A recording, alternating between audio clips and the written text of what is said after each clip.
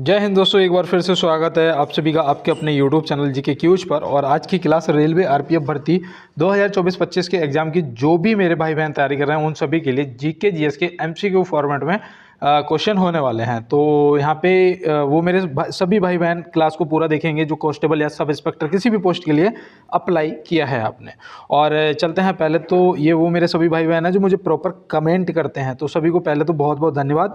और यहाँ पे देखो एक बार मैं सभी का नाम लूँगा। यहाँ पे SK राहुल यादव भैया स्टिकर भेज रहे हैं, रोशन भैया हैं, SK राहुल हैं, और रुपेश पासवान हैं, अनीता कुमारी हैं, और यहाँ पे अंकित गुजर भैया हैं, ये भी कमेंट कर रहे हैं, और योगेश भैया हैं, अपना खंडवा चेतन भैया, और हर्ष भैया, अजरुद्दीन, और यहाँ पे ये शिवम पटेल मैं ही था, लेकिन यहाँ पे मैंने व्यूज़ लिखना था, सब्सक्राइब कर दिया, ये मैंने कमेंट ही गलत कर दिया था।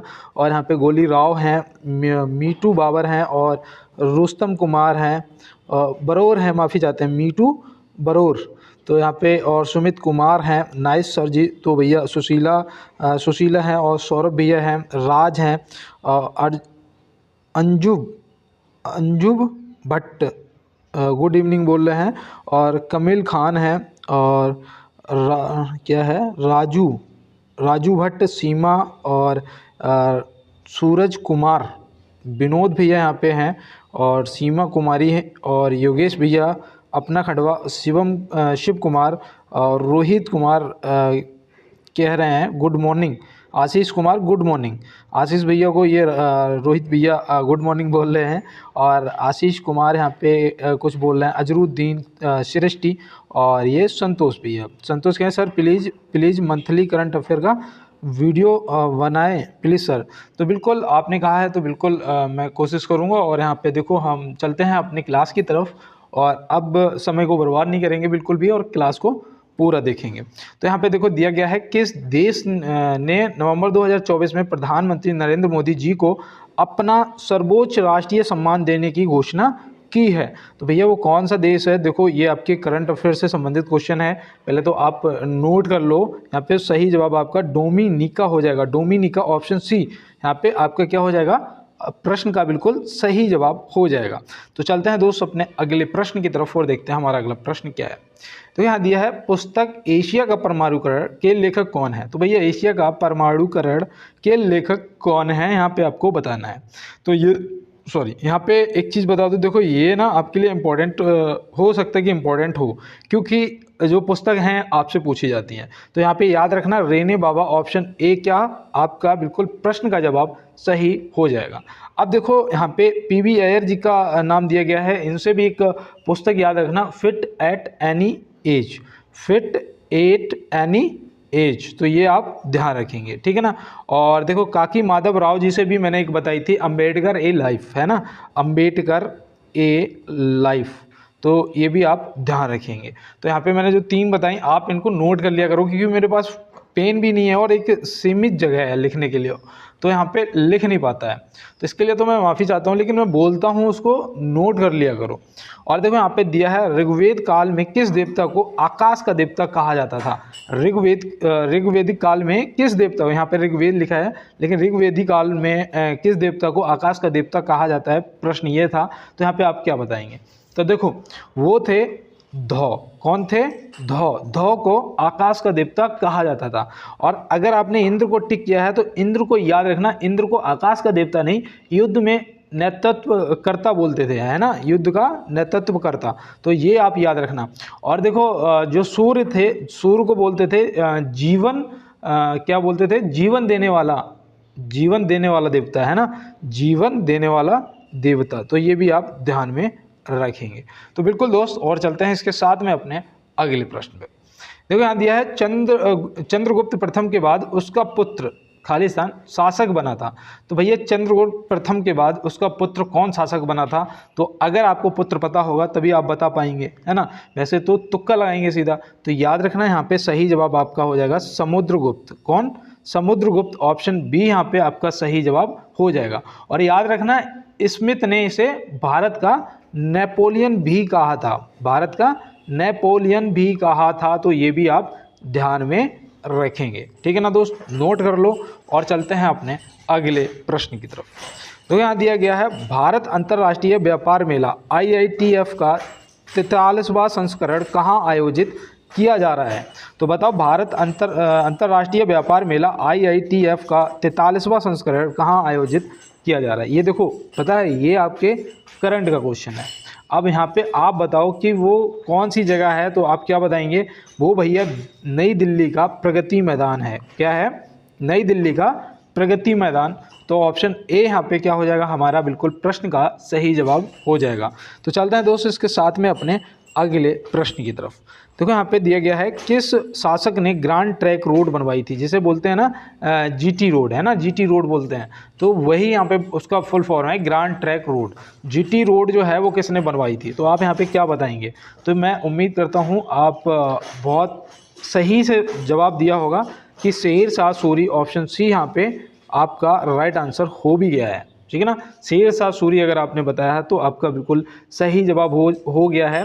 और ये पता है इसका जो शासनकाल था वो याद रखना, इसका शासनकाल 1540 से लेकर 1545 तक रहा। ठीक है ना, 1545 तक रहा, तो ये भी आप याद रखना। और देखो यहाँ पे जो मुगल वंश था ना, उसके बीच में हुमायूं से जो सत्ता चली गई थी, मैंने बताया था ना, तो बस ऐसे ही आपको याद में रखना है। ठीक है ना, 1540 से 1545 तक रहा था, तो ये भी आप याद रखेंगे। इससे एक चीज़ और याद रखना, इसके बचपन का नाम पूछा जा सकता है, तो वो था फरीद खां। क्या था? फरीद खां। तो ये भी आप ध्यान में रखेंगे। और यहाँ पे मैं आपको और बता दूँ, इसकी एक उपाधि से और मिली थी, शेर खां की। किसकी?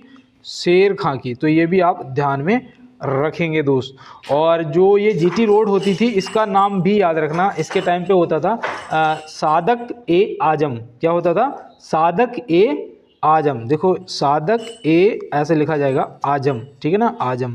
तो ऐसे आप ध्यान में रखेंगे। ठीक है ना, नोट कर लिया होगा। और चलते हैं अपने अगले प्रश्न की तरफ। देखिए यहाँ पे दिया है, निम्न में से जीवों की द्विनाम पद्धति को किसने प्रचलित किया था? निम्न में से जीवों की द्विनाम पद्धति को किसने प्रचलित किया था? तो आप यहाँ पे क्या बताएंगे? तो मैं उम्मीद करता हूँ यहाँ पे ऑप्शन ए आपने लगा भी दिया होगा, कैरोलस लीनियस। ऑप्शन ए आपका क्या हो जाएगा? बिल्कुल राइट आंसर हो जाएगा। और देखो, जीव विज्ञान का जनक याद रखना अरस्तु को कहते हैं, है ना। जीव विज्ञान का जो जनक है वो किसे कहते हैं? वो कहते हैं अरस्तु को। तो ये भी आप ध्यान में रखेंगे। और सिकंदर के गुरु भी यही थे, है ना। सिकंदर के गुरु कौन थे? वो भी अरस्तु ही थे। और देखो यहाँ पे थियोफ्रैक्टस का नाम दिया गया है। तो थियोफ्रैक्टस से आपको क्या याद रखना है? इनसे याद रखना कि जो वनस्पतिक विज्ञान है ना, जो वनस्पतिक विज्ञान, उसका अगर जनक पूछा जाएगा तो आप तुरंत बता देंगे थियोफ्रैक्टस को। ठीक है ना। तो बिल्कुल दोस्त, आपने नोट कर लिया होगा और बहुत अच्छे से समझ भी लिया होगा। और चलते हैं अपने अगले प्रश्न पे। लेकिन उससे पहले मैं एक बात कहूँगा कि खरीद पाऊँ खुशियाँ उदास चेहरों के लिए, खरीद पाऊँ खुशियाँ उदास चेहरों के लिए, मेरे किरदार का मोल बस इतना कर देना प्रभु। मेरे किरदार का जो मोल है वो इतना कर देना कि खरीद पाऊँ खुशियाँ उदास चेहरों के लिए। तो बिल्कुल दोस्त, मैं हमेशा यही भगवान से दुआ करता हूँ कि आप लोग किसी न किसी तरीके से सफल हो जाएं। और सफल होना ही आपके लिए ना वाकई में बहुत अच्छा रहेगा। क्योंकि दोस्त, अगर सफल नहीं होते हो ना, तो पढ़ाई लिखाई का कोई मतलब है ही नहीं। कोई नहीं मानता कि तुम पढ़ाई करते हो, सीधी सी बात है। और देखो यहाँ पे प्रश्न दिया गया है, हिप्पोकैम्पस को अन्य और किस नाम से जानते हैं? तो हिप्पोकैम्पस को अन्य और किस नाम से जानते हैं? तो याद रखना भैया, यहाँ पे जो हमारा जवाब दिया गया है समुद्री घोड़ा, ऑप्शन सी क्या हो जाएगा? बिल्कुल राइट आंसर हो जाएगा। ठीक है ना, ये आप याद रखना। और ये पता है कौन से वर्ग का जंतु है? ये जो समुद्री घोड़ा होता है, ये कौन से वर्ग का जंतु होता है? तो याद रखना, ये भैया मत्स्य वर्ग का होता है। क्या होता है? मत्स्य वर्ग का ये जंतु होता है। ठीक है ना, मत्स्य वर्ग का होता है, ये याद रखोगे ना। और देखो, जो आपका मेढक होता है, जो मेढक होता है ये उभयचर होता है। ये क्या होता है? उभयचर होता है। क्योंकि ये उभयचर इसलिए होता है कि पानी में भी रहता है और स्थल पे भी रहता है। तो ऐसे आप याद रखेंगे। बताओ, डॉल्फिन जो है कौन से वर्ग की जंतु है? और चलते हैं, ये कमेंट बॉक्स में आप मुझे बताएंगे। और चलते हैं अपने अगले प्रश्न पर। किस रोग से शिशुओं की रक्षा करने के लिए DPT का टीका लगाया जाता है? तो भैया DPT का टीका जो है वो किस रोग से बच्चों को बचाने के लिए लगाया जाता है? तो आप यहाँ पे क्या बताएंगे? तो बिल्कुल याद रखना भैया, एक तो आपका कुकर खांसी और टेटनस, ऑप्शन सी, ए और बी दोनों यहाँ पे क्या हो जाएगा आपका दोस्त बिल्कुल राइट आंसर हो जाएगा। तो DPT का टीका आपको याद रहेगा। और BCG बताओ, BCG तो ये आपका किस लिए लगाया जाता है, कमेंट बॉक्स में बताना आप। और चलते हैं अपने अगले प्रश्न की तरफ। देखो यहाँ पे दिया गया है 11 नवंबर 2024 को मॉरीशस के प्रधानमंत्री का चुनाव किसने जीता है। 11 नवंबर 2024 को मॉरीशस के प्रधानमंत्री का चुनाव किसने जीता है, तो आप यहाँ पे क्या बताएंगे। तो बिल्कुल मैं उम्मीद करता हूँ यहाँ पे आपने डॉक्टर नवीन राम गुलाम को चुना होगा, है ना। डॉक्टर नवीन राम गुलाम, ऑप्शन बी यहाँ पे क्या हो जाएगा हमारा बिल्कुल राइट आंसर हो जाएगा। तो बिल्कुल इसे आप देखो याद रहना है आपको और रहना चाहिए, क्योंकि जो हाल ही में नियुक्तियां होती हैं, इलेक्शन जीते जाते हैं, उनसे भी कुछ ना कुछ पूछ लिया जाता है। तो यहाँ पे याद रखना भैया। यहाँ पे अगला प्रश्न है निम्नलिखित में से अभिनव भारत की स्थापना किसने की थी। तो भैया इनमें आपको बताना है निम्नलिखित में से अभिनव भारत की जो स्थापना है वो किसने की थी।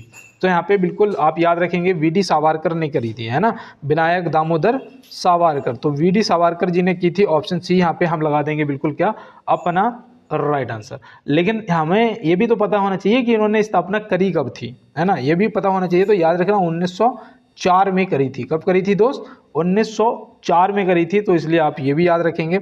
और देखो यहाँ पे एक दिया है श्याम जी कृष्ण वर्मा। श्याम जी कृष्ण वर्मा जी से आपको याद रखना है कि इन्होंने इंडिया हाउस की स्थापना करी थी। किसकी, इंडिया हाउस की स्थापना करी थी लंदन में, है ना, लंदन में इंडिया हाउस की स्थापना करी थी। और अगर ये पूछ लिया जाए कब करी थी, तो याद रखना 1905 में।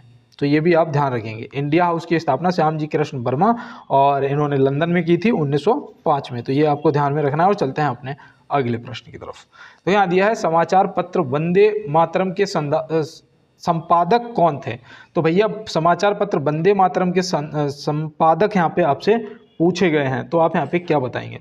याद रखना अरविंद जी, यहाँ पे अरविंदो जी लिखा है ना, श्री अरविंदो जी। तो बिल्कुल ऑप्शन ए यहाँ पे आपका क्या हो जाएगा बिल्कुल सही जवाब। इन्होंने कब करी थी, तो वो भी याद रखना 1905 में ही की थी। कब करी थी, 1905 में ही की थी। तो ये भी याद रखना। महात्मा गांधी जी ने उसकी करी थी यंग इंडिया की, है ना, यंग इंडिया की स्थापना करी थी। और ये याद रखना स्थापना नहीं मतलब ये जो क्या कहते हैं समाचार पत्र था वो चलाया था। इन्होंने कब चलाया था, तो वो भी याद रखना 1919 में चलाया था। कब चलाया था, 1919 में चलाया था। तो ये भी आप याद रखेंगे। और यहाँ पे जो रामकृष्ण वर्मा दे रखा है, इनसे भी आपको याद रखना, इन्होंने एक चलाया था भारत जीवन, है ना, भारत जीवन नाम से था। तो वो भी आप याद रखना। और इन्होंने 1884 में चलाया था। कब, 1884 में। तो ये भी आप ध्यान में रखेंगे। और चलते हैं अपने अगले प्रश्न की तरफ और देखते हैं हमारा अगला प्रश्न क्या है। देखो यहाँ पे दिया है निम्नलिखित में से सबसे अधिक ठंडा ग्रह कौन सा है। भैया बताओ कि आप सबसे ठंडा जो ग्रह है वो कौन सा है। तो देखो सबसे गर्म पूछा जाएगा तो आप शुक्र को टिक कर देंगे, है ना, सबसे गर्म। और अरुण और उसके सातवां ये है और आठवां ये। तो यहाँ पे अरुण जो है वो वरुण जो है वो सबसे ठंडा ग्रह हो जाएगा। और इसका कलर भी बता दूं दोस्त कैसा है, हरा कलर है ना। किस ग्रह का कलर हरा है ये भी आपसे पूछा जा सकता है। तो याद रखना भैया किसका है, वरुण का। और जो हमारी पृथ्वी है उसका कलर अगर आपसे पूछा जाएगा तो आप क्या बताओगे, बताओ। तो याद रखना उसे बोलते हैं नीला ग्रह, है ना। क्या बोलते हैं पृथ्वी को, नीला ग्रह। तो ये भी आप ध्यान में रखेंगे, ठीक है ना। और आपको बताओ सबसे बड़ा उपग्रह भी पूछा जा सकता है, तो वो याद रखना गैनीमेड है। कौन सा है, गैनीमेड। तो बिल्कुल याद रखेंगे। और चलते हैं दोस्तों अपने अगले प्रश्न पे। तो यहाँ दिया है आवर्धक लेंस वास्तव में क्या होता है। तो आवर्धक लेंस जो है वो वास्तव में क्या होता है, यहाँ पे आपको बस इतना सा बताना है। तो याद रखना यहाँ पे वो होता है उत्तल लेंस। कुछ दोस्त यहाँ पे ऑप्शन सी के साथ में जा रहे होंगे, मैंने इसीलिए लिख दिया वहाँ पे कि कुछ दोस्त देखें कि कौन कौन ऑप्शन सी को टिक कर रहा है ना। तो दोस्त सुन लिया करो पूरा, यहाँ पे उत्तल लेंस हो जाएगा सही जवाब। और इसका इस्तेमाल जो है वो किसी वस्तु को उसकी वास्तविक आकार से ज़्यादा बड़ा देखने के लिए किया जाता है ना, ज़्यादा बड़ा। जैसे कि कोई बहुत छोटा सा पेपर, उस पर बहुत छोटा छोटा लिखा है तो उसे पढ़ने के लिए उसका उपयोग करेंगे, एकदम अक्षर जो है वो बड़े हो जाएंगे। तो ये आप ध्यान रखेंगे। तो यहाँ दिया है निम्नलिखित में से कौन सा पारिस्थितिकी तंत्र का जैविक घटक नहीं है। तो इनमें से बताना है भैया निम्नलिखित में से कौन सा पारिस्थितिकी तंत्र का जैविक घटक नहीं है। तो आप इनमें क्या बताएंगे? तो यहाँ पे देखो, जो मिट्टी है ना ये नहीं है। क्यों पता है? पारिस्थितिकी तंत्र में मौजूद जो चीज़ें होती है वो जीवित होती है, ऐसा समझिए, ठीक है ना। तो मेढक और कीट दोनों हो जाएगा यहाँ पे आपका सही जवाब। यहाँ पे ऑप्शन में होना चाहिए था ए और बी दोनों, जो कि आपका बिल्कुल राइट आंसर होता। तो यहाँ पे मैं ऐसे बता दूं, ए और बी दोनों होंगे यहाँ पे आपके बिल्कुल राइट आंसर। तो ये आप ध्यान रखेंगे। और चलते हैं अपने अगले प्रश्न पे। यहाँ दिया है विश्व का पहला हाई एल्टीट्यूड वाला पैरा स्पोर्ट्स सेंटर कहाँ स्थापित किया जा रहा है? तो भैया यहाँ पे देखो, देश का पहला है और एक करंट का भी है। तो ये मुझे लगता है कि प्रश्न आपसे पूछा जा सकता है ना। तो यहाँ पे आपको ध्यान में रखना है कि वो हो जाएगा ऑप्शन सी, यहाँ पे लेह आपका सही जवाब। क्या हो जाएगा? लेह जो है वो हो जाएगा यहाँ पे आपका बिल्कुल राइट आंसर। और चलते हैं इसके साथ में अपने अगले प्रश्न की तरफ। तो यहाँ दिया है निम्नलिखित में से किसका निर्वाचन नगर निगम में होता है? निम्नलिखित में से किसका निर्वाचन जो है वो नगर निगम में होता है? वार्ड पार्षद, विधायक या संसद, या इनमें से कोई नहीं? तो यहाँ पे आप बिल्कुल राइट आंसर करेंगे। लेकिन 70वां क्वेश्चन आ गया, 1 मिनट के लिए रुकूंगा और मैं सिर्फ इतना कहूँगा कि हो सकता है मेरी ज़बान पे माँ सरस्वती विराजमान हो, और जो भी इस टाइम मेरी आवाज़ को सुन रहा है उसको इस बार 100% सफलता मिलेगी, उसको इस बार 100% सफलता मिलेगी। और आप जो भी मेरे नए दोस्त मेरे साथ जुड़े हैं, एक बार आप प्लीज़ लाइक वाला बटन ज़रूर दबाना, ताकि मुझे पता रहे कि मेरे साथ कितने नए दोस्त जुड़ रहे हैं। और पुराने तो मेरे साथ जितने भी दोस्त हैं सब भी लाइक वाला बटन दबाते हैं और चैनल को सब्सक्राइब भी करते हैं, बेल आइकन को भी दबाते हैं। और बेल आइकन दबाने से ये हो जाता है कि जो भी क्लास अपलोड करूँगा ना मैं, तुरंत आपको मिल जाएगी, ठीक है ना। और थोड़ी सी हेल्प करिए मेरा, आप लोग ज़्यादा से ज़्यादा क्लास को शेयर कर देना अपने दोस्तों के साथ में। जो भी आप ग्रुप वगैरह चलाते हैं वहाँ पे बस आप शेयर कर देना। और मुझे ना बहुत खुशी होती है जब आप लोग शेयर करते हो। ऐसा नहीं है कि पता नहीं चलता, सब पता चल जाता है कि शेयर कितना शेयर किया है और किसने किसने किया है ना। लेकिन मुझे बहुत खुशी होती है जब आप लोग शेयर करते हो। तो बिल्कुल दोस्त, और चलते हैं अब बिना रुके अपने क्लास में। और यहाँ पे देखो हमारे प्रश्न का जवाब वार्ड पार्षद, ऑप्शन ए जो है वो सही जवाब हो जाएगा। और चलते हैं इसके साथ में अपने अगले प्रश्न पे। सोन नदी का उद्गम स्थल निम्न में से क्या है? सोन नदी का उद्गम स्थल निम्न में से क्या है? तो इनमें से सोन नदी का बताना है ना, तो याद रखना ये अमरकंटक की पहाड़ियों से निकलती है ना। तो ऑप्शन सी यहाँ पे सही जवाब हो जाएगा। अगर आपसे वो पूछ लिया जाए कि कौन से राज्य से निकलती है, तो याद रखना भैया मध्य प्रदेश से निकलती है ना। और ये जाके किस में मिलती है, इसका मुहाना जो है, मतलब ये किस में मिल जाती है, मुहाना जो इसका है वो क्या है? तो याद रखना भैया वो है गंगा नदी। वो क्या है? वो है आपकी गंगा नदी। तो ये भी आप याद रखना, सब भारत की सबसे पवित्र नदी गंगा है और सबसे लंबी भी है, जिसकी लंबाई कितनी है? जिसकी लंबाई है 2525 किलोमीटर, है ना, 2525 किलोमीटर। देखो 25-25 याद रखना, गंगा नदी की लंबाई आप कभी नहीं भूलोगे, है ना। और यहाँ पे अगर सोन नदी की लंबाई पूछ ली जाए तो वो भी नहीं भूलोगे। देखो कितना है? 780 किलोमीटर। कितना है? 780 किलोमीटर, 780 किलोमीटर। कभी भूलोगे? नहीं भूलोगे, है ना। गौमुख ग्लेशियर से ही गंगा जी निकलती हैं, है ना। गंगा जी का अगर पूछा जाएगा तो बता दोगे गौमुख ग्लेशियर से निकलती हैं। और इनका मुहाना अगर पूछा जाएगा तो बता देना कि भैया बंगाल की खाड़ी में जाके ख़त्म हो जाती हैं, है ना। इसका जो मुहाना है वो बंगाल की खाड़ी है। तो ये याद रखना। नेपाल से भैया वो निकलती है, वो क्या नाम है उसका? गंडक। गंडक जो है वो कहाँ से निकलती है? वो निकलती है नेपाल से, है ना। और उसका मुहाना कहाँ है? वो भी आगे गंगा जी में मिल जाती है। ये भी आप याद रखना। 425 किलोमीटर इसकी लंबाई होती है गंडक की, है ना। तो ये भी आप देखो, नोट कर लो। ये सब कितना बेहतर है रहेगा आपके लिए, सोचो अगर आप नोट्स बना रहे हो मेरे साथ में। और स्क्रीनशॉट ले लिया करो। अगर मैं आपको लगता है कि हटा देता हूँ तो आप जैसे मैं लिख के बोलूँ कि ठीक है स्क्रीनशॉट ले लो, तुरंत स्क्रीनशॉट ले लो।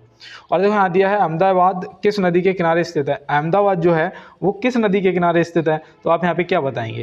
देखो कितनी बार कहा कि साबरमती के संत तूने कर दिया कमाल, है ना। और गांधी जी कहाँ के थे? तो बिल्कुल यहाँ पे आप बता सकते हो भैया साबरमती, ऑप्शन ए, है ना। क्योंकि बाद बाकी जो यहाँ पे आपको और दे रखी हैं नदियाँ, उनसे भी पता होना चाहिए तभी दे पाओगे। देखो गोदावरी के किनारे नासिक है ना। नासिक किसके किनारे है? गोदावरी के किनारे है। और यहाँ पे क्षिप्रा नदी दे रखी है उज्जैन, जिसका पुराना नाम क्या था? बताओ पुराना नाम क्या था? अवंतिका था, है ना।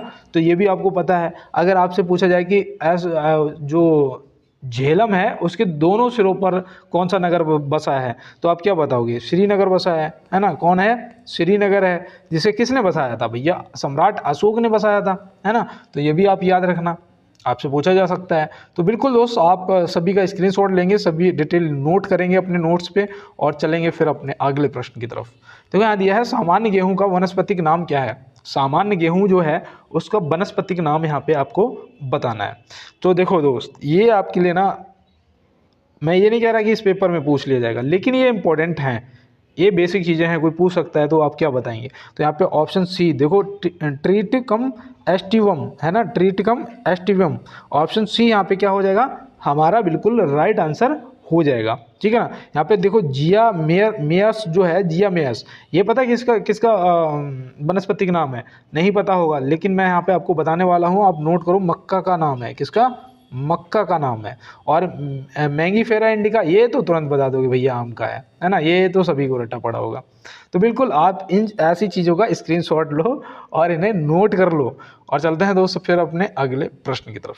और देखो, मैं एक बात कहूँगा दोस्त कि मित्रता ऐसे व्यक्ति से करो जिसकी जुबान की कीमत है ना जान से ज़्यादा हो। समझ रहे हो ना, मित्र बनाओ तो कर्ड जैसा, जिसको पता हो तुम हार जाओगे लेकिन फिर भी तुम्हारे साथ खड़ा रहे अपने आखिरी समय तक, तो ऐसा तो मित्र है। बाद बाकी तो मतलब क्या है।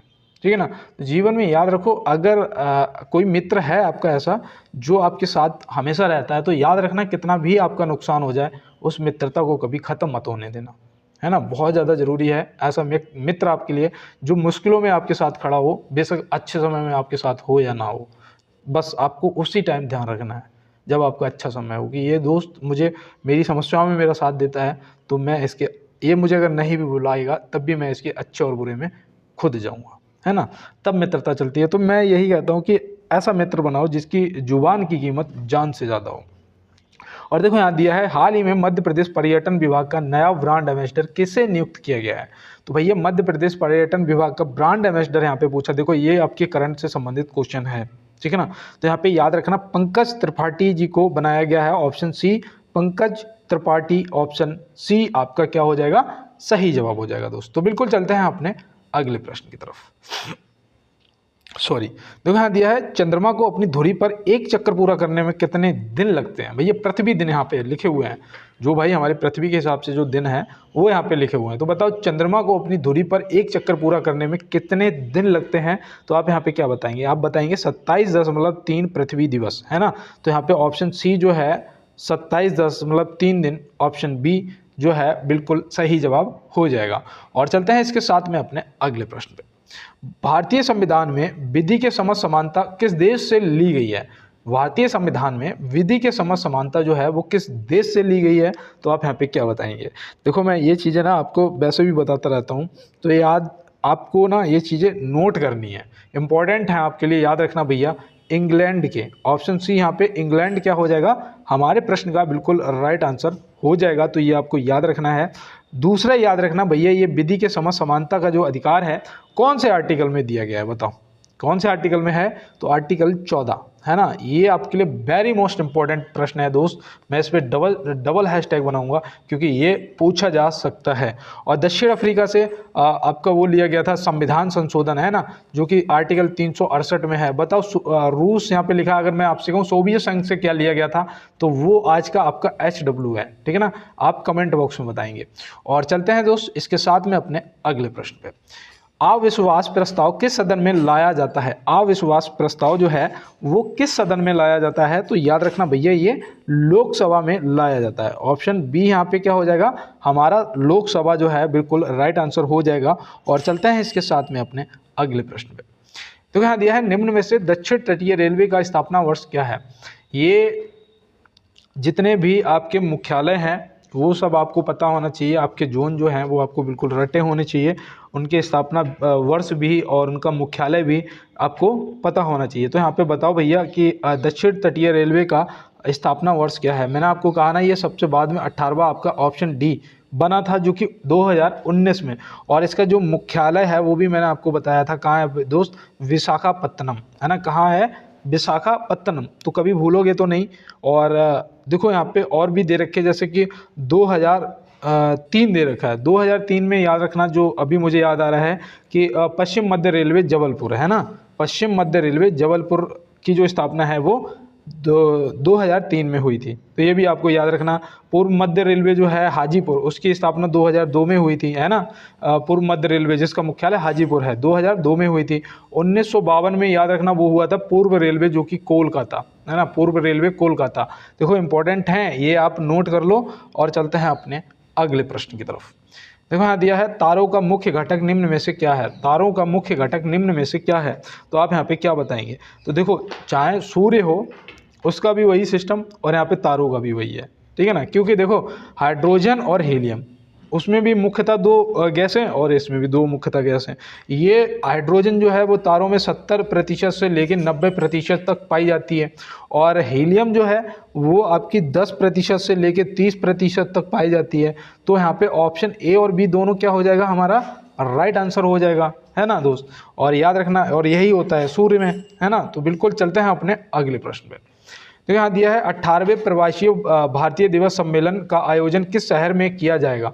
18वें प्रवासी भारतीय दिवस सम्मेलन का जो आयोजन है वो किस शहर में किया जाएगा, यहाँ पे आपको ये बताना है। तो आप यहाँ पे क्या बताओगे। पहले तो देखो ये करंट का क्वेश्चन है, ठीक है ना। याद रखना ये 8 से 10 जनवरी तक चलेगा, ठीक है ना। 2025 में होगा, ये भी मैं आपको बता दूं, और ये 8 से 10 जनवरी तक होगा, ये भी बता दूं। और शहर यहाँ पे बता दूं भुवनेश्वर, जो कि ओडिशा आपका सही जवाब यहाँ पे हो जाएगा, है ना।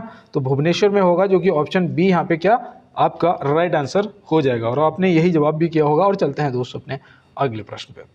देखो यहाँ दिया महात्मा गांधी जी ने कांग्रेस से त्यागपत्र कब दे दिया था। महात्मा गांधी जी ने कांग्रेस से त्यागपत्र जो है वो कब दे दिया था। तो याद रखना भैया, इन्होंने दिया था 1934 में। कब दिया था, 1934। ऑप्शन बी यहाँ पे क्या हो जाएगा, हमारा बिल्कुल सही जवाब हो जाएगा। 1931 में महात्मा गांधी जी जो वो द्वितीय गोलमेज सम्मेलन हुआ था ना, द्वितीय गोलमेज सम्मेलन जो हुआ था, गोलमेज सम्मेलन लंदन में हुए थे ना, तो गोलमेज सम्मेलन जो द्वितीय हुआ था उसमें शामिल हुए थे, है ना, 1931 में।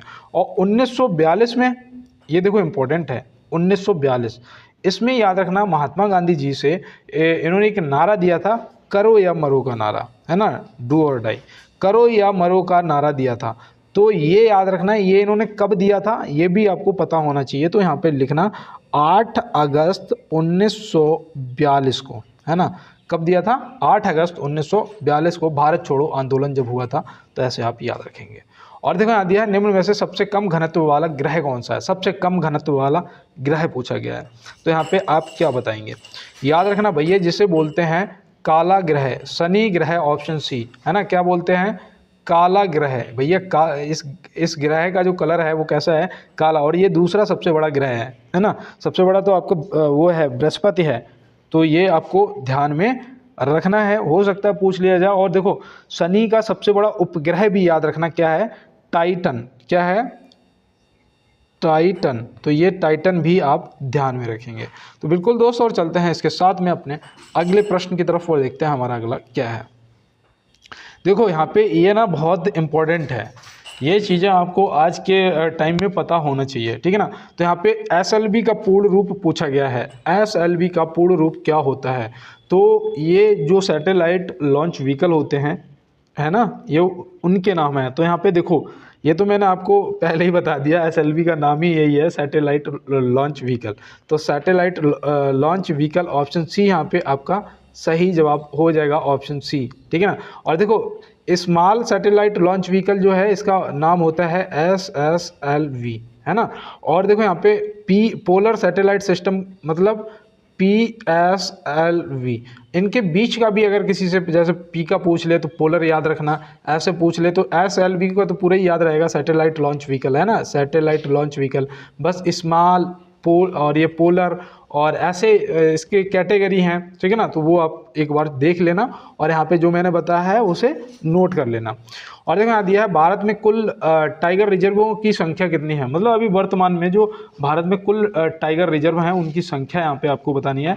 लेकिन उससे पहले मैं एक चीज़ आपको बता दूँ, जितना जल्दी आप समझ लो, ठीक है ना, कहते हैं ना कि इतना तो समझ आ गया कि पढ़ाई के अलावा मेरे पास कोई और ऑप्शन है ही नहीं। और ये जितने अच्छे से और जितनी जल्दी आप समझ लो कि आपके पास पढ़ाई के अलावा कोई ऑप्शन है ही नहीं भाई, उसी दिन से आप सफलता की ओर निरंतर बढ़ते जाएंगे। फिर आप को खुद महसूस होगा। 1 महीने आप मेरी बात मान के देखो, किसी से मत मिलो, बस अपना पढ़ाई पे फोकस करो और फिर आप पाएंगे कि आप ना, आपको ऐसा महसूस होगा कि आप स्मार्ट होने लग गए। देखो अच्छा करके देखो, 1 मंथ, मेरे कहने से 30 दिन मात्र, कि फालतू चीज़ों से बिल्कुल मतलब ख़त्म, पढ़ाई करनी है और घूमना फिरना बिल्कुल, मतलब बिल्कुल नहीं, एक लिमिट में कर दो कि 1 घंटे ही बस बाहर घूमना है, ठीक है ना।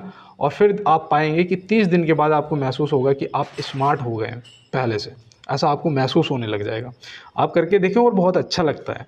और यहाँ पे देखो दिया है भारत में कुल टाइगर रिजर्व की संख्या कितनी है। तो भारत में कुल जो टाइगर रिजर्व हैं उनकी संख्या यहाँ पे बतानी है। तो अभी याद रखना भैया 55 है, कितने, 55, ऑप्शन सी यहाँ पे आपका सही जवाब हो जाएगा। और जो टाइगर प्रोजेक्ट आया था, प्रोजेक्ट टाइगर, वो उसके तहत ये मतलब कि इनकी स्थापना करी गई थी। कब करी गई थी? 1973 से, है ना। 1973 में मतलब फर्स्ट टाइम जो टाइगर प्रोजेक्ट आया था उसके तहत टाइगर रिजर्वों की स्थापना की गई थी, ऐसे आप याद रखना। और अंतर्राष्ट्रीय वाघ दिवस भी आप याद रखना, पूछा जा सकता है, 29 जुलाई को मनाते हैं। कब मनाते हैं? 29 जुलाई को मनाते हैं। तो ये भी आप ध्यान में रखेंगे दोस्त, हो सकता पूछ लिया जाए आपसे। ये भी पूछा जा सकता है कि सबसे ज़्यादा जो वाघ हैं, टाइगर हैं, वो कौन से राज्य में पाए जाते हैं। तो भैया सबसे ज़्यादा जंगल होते हैं मध्य प्रदेश में।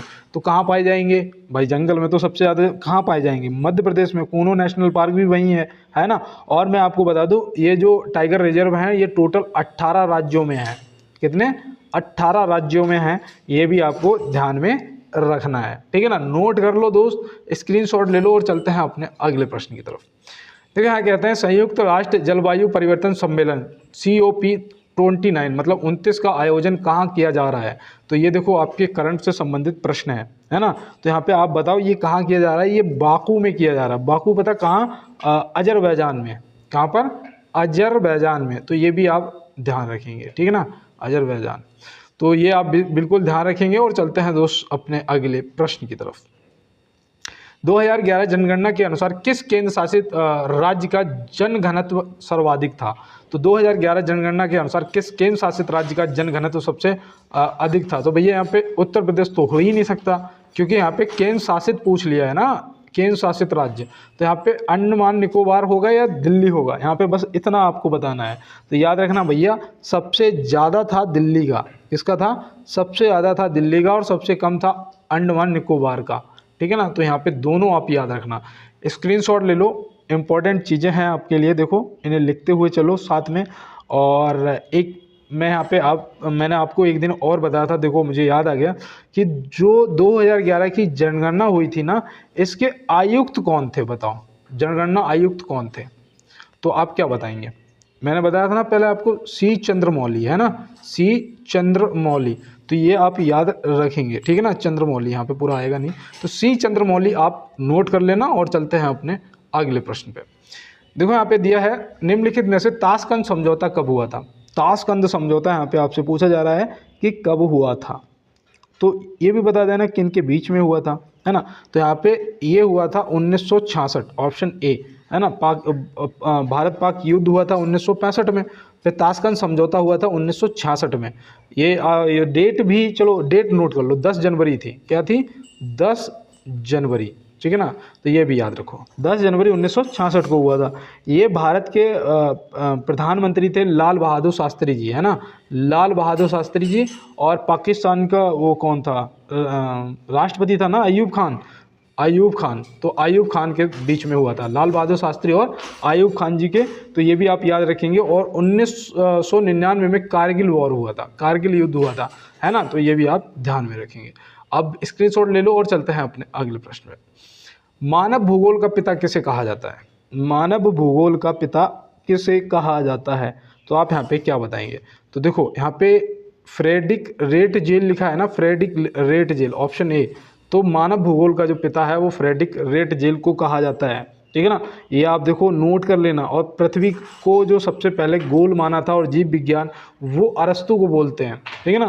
कि सबसे पहले जो पृथ्वी को गोल माना था वो भी अरस्तु ने माना था, और जीव विज्ञान का पिता भी इन्हें कहते हैं, है ना। और भूगोल का पिता कहते हैं भैया, भूगोल का अगर पिता आपसे पूछा जाएगा तो आप क्या बताएंगे? तो हिकेटियस को बताएंगे। ये भी आप ध्यान में रखेंगे, ठीक है ना। तो स्क्रीनशॉट ले लो और चलते हैं दोस्त अपने अगले प्रश्न की तरफ। देखो यहाँ दिया है सूर्य का केंद्रीय भाग को क्या कहते हैं, इसका आप जवाब करिएगा। तब तक मैं ना आपको एक फ्री हिंट देता हूँ कि दोस्त देखो, अगर कोई ऐसी आदत है, ऐसी लत है जो आपसे नहीं छूट रही है, तो वो पता क्यों नहीं छूट रही है। मैं आपको सिर्फ एक लाइन कहूँगा कि कोई भी आदत जो है वो इतनी बड़ी नहीं होती जिसे आप छोड़ नहीं सकते। बस पता क्या है, बस अंदर से एक मजबूत फैसले की ज़रूरत होती है ना। अगर आपको लगता है कि आप पढ़ने बैठते हैं आपको नींद आ जाती है, वो पता क्यों आ जाती है, क्योंकि आपका जो कंट्रोल है ना वो खुद पे अभी नहीं है ना। तो आप बस खुद के जो फैसले आप मजबूत लोगे ना कि नहीं मुझे 4 घंटे पढ़ना है या 6 घंटे पढ़ना है, और उसके लिए है सपना देखना ज़रूरी है। जब आप सपना देखोगे ना थार का, जब आप सपना देखोगे वर्दी का, जब आप ये देखेंगे कि आपका घर जो है वो एक आलीशान बंगला बना होगा, अगर आपने आज एक फ़ैसला ले लो, कल बदल जाए। कहते हैं ना कि कल जो आपका कैसा आएगा ना, ये आप आज तय करते हैं। आपका आज निर्धारित कर देता है कि आपका कल कैसा होगा, ठीक है ना। तो आज मेहनत कर लो, कल अच्छा हो जाएगा दोस्त। ये मैं आपको वादा करता हूँ कि आप दोस्त अगर आपने मेहनत की ना तो आपको सफल होने से कोई रोक नहीं सकता। और देखो यहाँ दिया है कि सूर्य का केंद्रीय भाग को क्या कहते हैं, तो याद रखना कोर कहते हैं। क्या कहते हैं, कोर कहते हैं, ये आप याद रखना। और देखो इसकी जो बाहरी सतह का ताप होता है ना सूर्य का, वो होता है 6000 डिग्री सेल्सियस, ठीक है ना, 6000 डिग्री सेल्सियस। ये भी आपको ध्यान में रखना है। और सूर्य अपने अक्ष पर पूरब से पश्चिम को घूमता है, ठीक है ना, कहाँ से, पूरब से पश्चिम को घूमता है अपने अक्ष पर, ये भी आप ध्यान रखेंगे।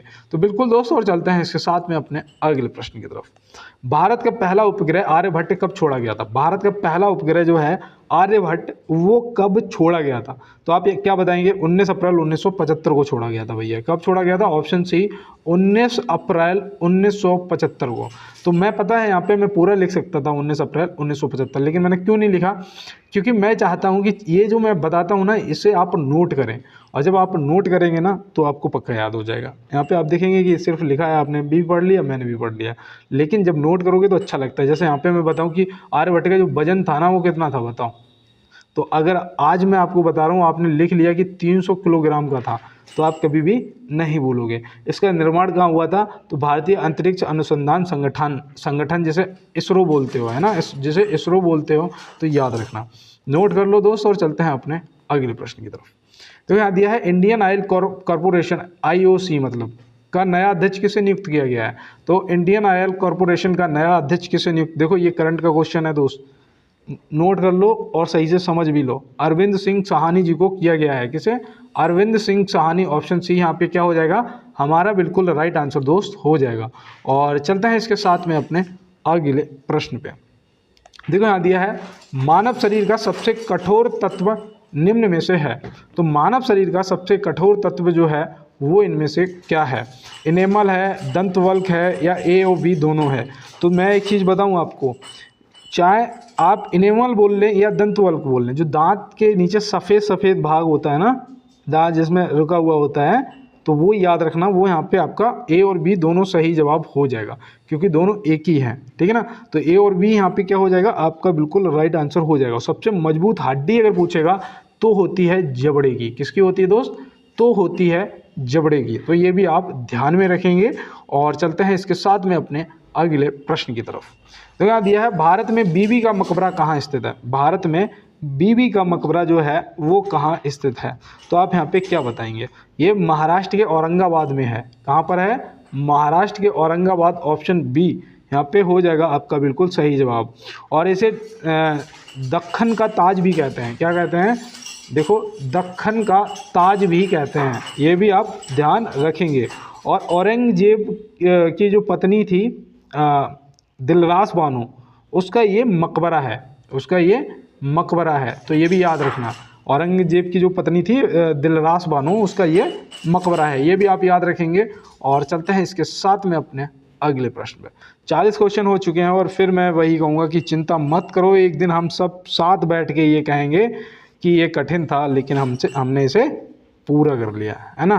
तो बिल्कुल दोस्त, सफ़र थोड़ा कठिन है। सफ़र देखो, एक चीज़ याद रखना, जो दवा फ़ायदा करती है वो कड़वी होती है, वो क्या होती है, कड़वी होती है। नीम है, कड़वा होता है लेकिन फ़ायदा करता है।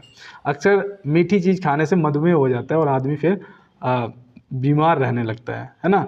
तो इसलिए याद रखना भाई, दिक्कतें आ रही है ना तो आप सफलता की ओर जा रहे हो, आपको लग रहा है कि नींद पूरी नहीं हो पा रही, तो याद रखना समस्याएं उतनी कम होती जा रही हैं, या तो इकट्ठा झेल लो या फिर धीरे धीरे। तो अगर आपको कष्ट हो रहा है आज की डेट में, तो याद रखना दोस्त, ये कष्ट ज़्यादा दिन नहीं रहेगा, ये सफलता में बदल जाएगा और फिर ये जीवन का आनंद आएगा, है ना। तो दोस्त आज मेहनत कर लो, बिल्कुल आनंद आएगा। अगर आप मेहनत कर रहे हैं तो आपको सफल होने से कोई नहीं रोक सकता है। और देखो यहाँ दिया है, केरल के इडुक्की परियोजना किस नदी पर स्थित है। केरल की जो इडुक्की परियोजना है वो किस नदी पर स्थित है, तो आप क्या बताएंगे। तो याद रखना यहाँ पे आपका सही जवाब जो है वो हो जाएगा पेरियार नदी। क्या हो जाएगा, पेरियार नदी। ऑप्शन सी जो है वो आपका बिल्कुल सही जवाब यहाँ पे हो जाएगा। और चलते हैं इसके साथ में अपने अगले प्रश्न की तरफ। किस राज्य के जंगलों को साइलेंट वैली कहा जाता है। किस राज्य के जंगलों को साइलेंट वैली कहा जाता है। तो याद रखना भैया, केरल राज्य के जंगलों को साइलेंट वैली कहा जाता है। अब चलते हैं अपने अगले प्रश्न की तरफ। गुप्त शासकों की राजभाषा निम्न में से क्या थी। तो गुप्त शासकों की जो राजभाषा थी, कमेंट बॉक्स में बताइएगा। और यहाँ पे अब मैं आपको बताने वाला हूँ, मैच करिएगा कि संस्कृत को आपने टिक किया है क्या। तो ऑप्शन बी यहाँ पे संस्कृत आपका सही जवाब हो जाएगा। और चलते हैं इसके साथ में अपने नेक्स्ट क्वेश्चन पे। निम्नलिखित में से दयानंद सरस्वती का मूल नाम क्या था। दयानंद सरस्वती जी का यहाँ पे आपको मूल नाम बताना है। तो उनका मूल नाम मूल शंकर ही था। क्या था, मूल शंकर, ऑप्शन सी। और देखो महेश दास जो है ये किसका नाम था, बताओ, महेश दास। तो देखो महेश दास जो था वो तो था उसका बीरबल का, है ना। किसका था, बीरबल का, याद आ गया अचानक। और नरेंद्र दत्त जो था, नरेंद्र दत्त, वो था स्वामी विवेकानंद जी का। किसका था, स्वामी विवेकानंद जी का। तो ये भी आप ध्यान में रखेंगे, स्क्रीनशॉट ले लो, नोट कर लेना अपने नोट्स पे। और चलते हैं अपने अगले प्रश्न पे। द फ्यूचर ऑफ इंडिया पुस्तक के लेखक कौन है। मैंने देखो आज बिल्कुल नहीं बताया, मुझे याद नहीं रहा, पीडीएफ के लिए, है ना।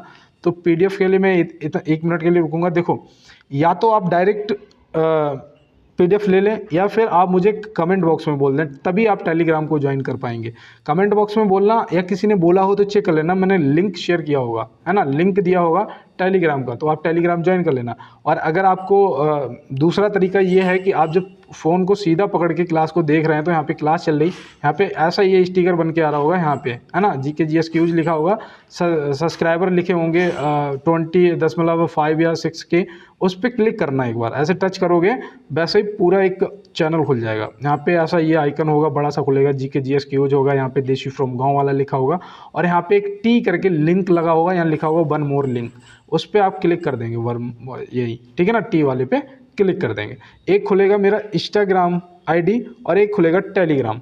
तो आपको अगर मुझे फॉलो करना चाहते हैं इंस्टाग्राम पे तो मेरे साथ जुड़ जाना, ठीक है ना, इंस्टाग्राम पे। और टेलीग्राम आप ज़रूर ज्वाइन करना, वहाँ से आपको पीडीएफ मिल जाएगी और जिसका आपसे कोई चार्ज नहीं लगना है, और इस क्लास का भी पीडीएफ आपको वहाँ से मिल जाएगा, ठीक है ना। तो बिल्कुल दोस्त, और यहाँ पे देखो दिया है द फ्यूचर ऑफ इंडिया पुस्तक के लेखक कौन है, तो आप यहाँ पे क्या बताएंगे। तो याद रखना बिमल जालान जी हैं, ऑप्शन सी यहाँ पे आपका क्या हो जाएगा, बिल्कुल राइट आंसर दोस्त हो जाएगा। और देखो जवाहरलाल नेहरू जी से याद रखना डिस्कवरी ऑफ इंडिया, है ना, डिस्कवरी ऑफ इंडिया ज़्यादातर पूछी जाती है। और महात्मा गांधी जी मेरे सपनों का भारत और स्वराज हिंद, है ना, स्वराज हिंद और मेरे सपनों का Bharat, my experiment with the truth, ये पुस्तकें जो हैं वो आप महात्मा गांधी जी से याद रखेंगे। अब चलते हैं अपने अगले प्रश्न पे। और यहाँ दिया है भारत का पारिस्थितिकी तत्व स्थल किसे कहा जाता है। तो पारिस्थितिकी तत्व स्थल किसे कहा जाता है भारत का, तो यहाँ पे आप क्या बताएंगे। तो याद रखना पश्चिम घाट को कहा जाता है। किसे, पश्चिम घाट, ऑप्शन बी यहाँ पे आपका क्या हो जाएगा, बिल्कुल दोस्त राइट आंसर हो जाएगा। और चलते हैं इसके साथ में अपने अगले प्रश्न की तरफ। देखो यहाँ दिया है वाखंडा नागल बहुउद्देशीय नदी घाटी परियोजना किस नदी पर निर्मित है। वाखंडा नागल बहुउद्देशीय नदी घाटी परियोजना किस नदी पर निर्मित है। तो आप यहाँ पे क्या बताएंगे। तो यहाँ पे दोस्त मैं उम्मीद करता हूँ आपने सतलज को टिक किया होगा, जो कि ऑप्शन सी यहाँ पे आपका हो जाएगा बिल्कुल राइट आंसर, ठीक है ना। ऑप्शन सी यहाँ पे क्या हो जाएगा, आपका बिल्कुल राइट आंसर हो जाएगा, और सतलज। और चलते हैं अपने नेक्स्ट क्वेश्चन पे। तो यहाँ दिया है अंतर्राष्ट्रीय न्यायालय में न्यायाधीशों की कुल संख्या कितनी है। ये आज आपका HW है, इसका आप आंसर जो है कमेंट बॉक्स में बताएंगे। जिसने भी कल की क्लास को देखा होगा वो इसका आंसर बहुत ही ईजी तरीके से कर देगा। और चलते हैं दोस्त अपने अगले प्रश्न में।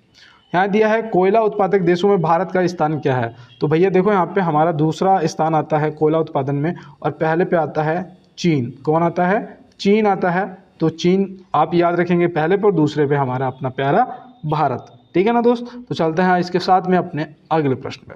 यहाँ दिया है भारत का सबसे बड़ा चावल उत्पादक राज्य कौन सा है। भारत का सबसे बड़ा चावल उत्पादक राज्य कौन सा है। तो यहाँ पे आप जो सोच रहे हो ना पश्चिम बंगाल को, तो यहाँ पे आप ऑप्शन सी पश्चिम बंगाल वाकई में आपका राइट आंसर हो जाएगा।